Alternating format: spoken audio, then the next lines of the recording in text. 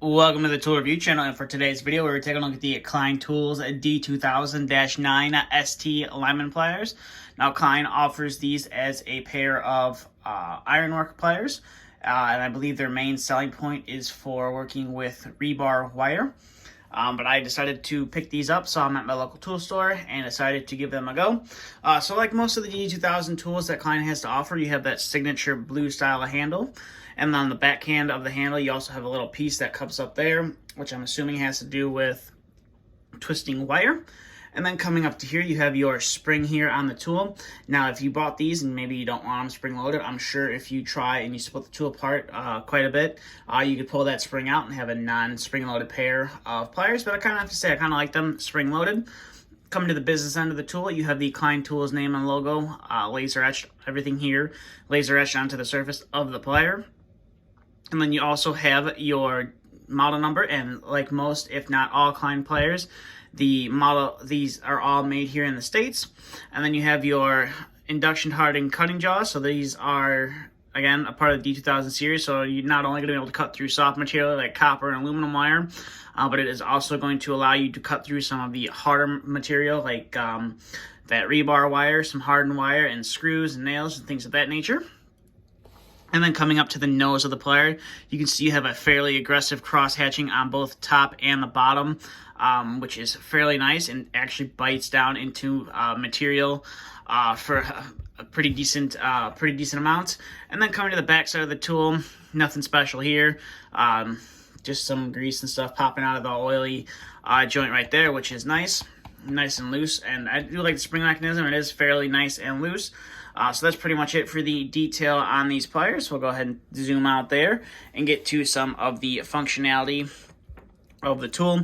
So like most alignment pliers and most pliers we test out here on the channel, we'll go ahead and cut through some wire here. So we got some 12 gauge stranded wire right here, and these have no issue at all cutting through that 12 gauge wire.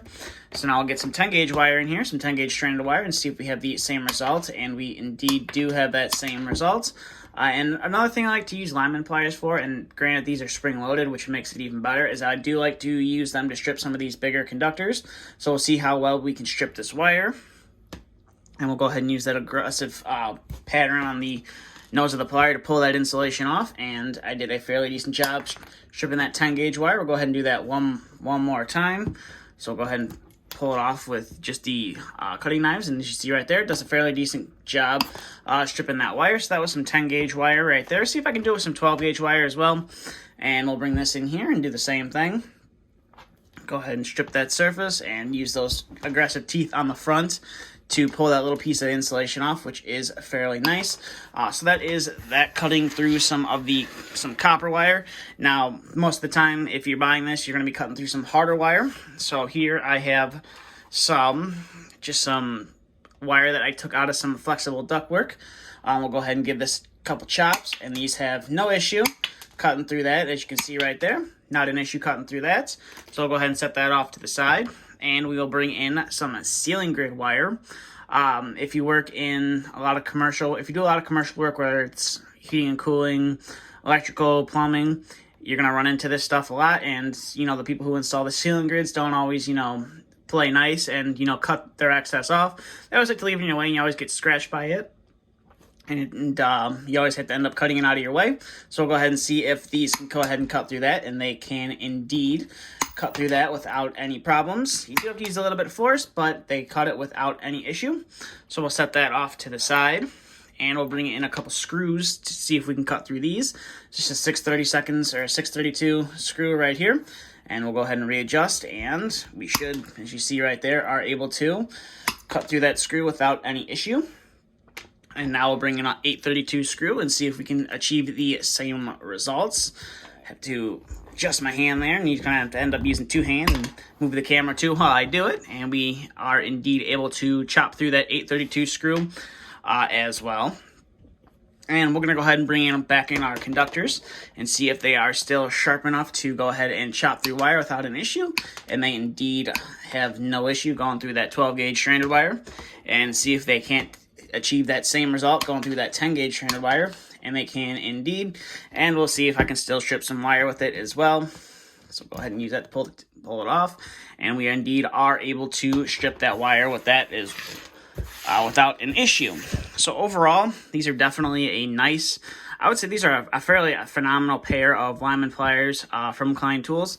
Definitely get the job done. And I have to say, I don't work with a lot of rebar or anything, but for my purpose, I feel like they do a fairly decent job. Now, like I said, if you don't want to have them spring-loaded, you don't have to have them spring-loaded. You can take that spring out, but I kind of like them spring-loaded. I like how the tool springs back open after you cut through something, which is nice. And I really do enjoy that, that really aggressive knurling or crosshatch on the nose of the plier. It really just bites down onto whatever you're trying to grip onto and doesn't really want to let go. So I don't really have any complaints with these. Now, if you don't want the D2000 series, I believe Klein offers another series as well. They have I believe it's a darker blue handle on them, and they don't have the induction hardening cutting jaws like these do. But they are still rated to cut through that rebar wire, which is the main selling point for these for this specific pair of pliers. It's marketed towards the ironworkers who are going to be using it to twist and cut rebar wire all day.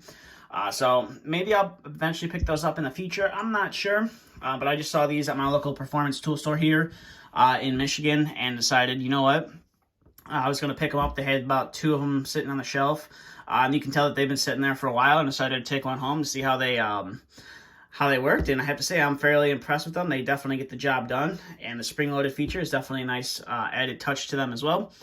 So with that being said, that's about it for this video. So if you have any questions, comments, concerns, please feel free to leave them down in the comment section below. And if you're new to the channel and you want to see more tool reviews like this, please consider hitting that subscribe button. But that's it for this video. Thanks for watching. Stay tuned for the next video to be uploaded.